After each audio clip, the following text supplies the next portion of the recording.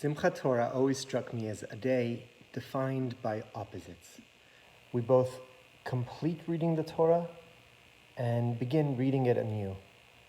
For a moment, we fulfill a mitzvah, only to realize minutes later that we are back at the very beginning once again. More subtly, the 7 hakafot, circles of joyous dancing around the Torah, attempt in their own way to mask an unobserved Shiva, 7 days of mourning for Moses, the giver of the Torah, whose passing from the world is described in the closing verses of the Torah. As we read about the 7 days of creation, the 7 days of unobserved Shiva are redefined. The immense absence of Moses gives space for the creation of a new world. As importantly, the absence of the giver of the Torah gives license to new and creative readings of the law. The world is renewed, and in turn, the Torah is renewed. The Torah is renewed, and in turn, the world is renewed as well. The word simcha, joy, is used euphemistically by the rabbis for mourning.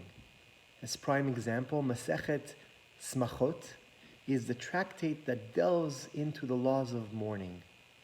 Seen this way, Simchat Torah is both a joyous and mournful dance for the Torah, a dance of completion and renewal, death and birth, absence and presence. Rav Soloveitchik beautifully captured another aspect of absence related to the day's celebration. In Hakafot, moving in circles, the Rav noted, we can appreciate encircling a mizbeach, an altar, or a Sefer Torah, a Torah scroll, thereby acknowledging their centrality and holiness in Jewish life. But what is the significance of the Sifrei Torah, the scrolls of Torah, encircling an empty center? The answer is that the center is not empty. God is symbolically there. When nobody is there, someone is there.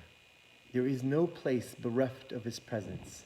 The encircling Sifrei Torah pay homage to their divine author, acknowledging that the purpose of Torah is to direct us to God, end quote. Moses' absence in Simchat Torah gives space to the presence of God, the giver of the Torah by the author of the Torah. In many ways, this is similar to the Passover Seder Haggadah, where surprisingly Moses is only mentioned once. The absence of the leader of Israel is meant to focus our attention on the true Redeemer, with a capital R, of Israel.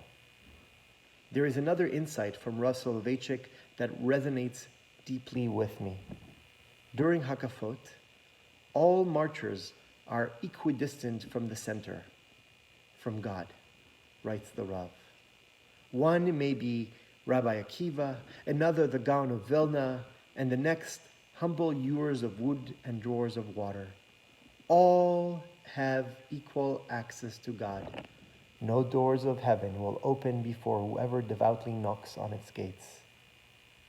God is close to all who call upon him, to all who call upon him in truth. End of quote. We are back at the beginning. The world has not yet been created, and the Torah has not yet been read. There is an accessible textual absence, a void waiting to be filled by any reader and commentator.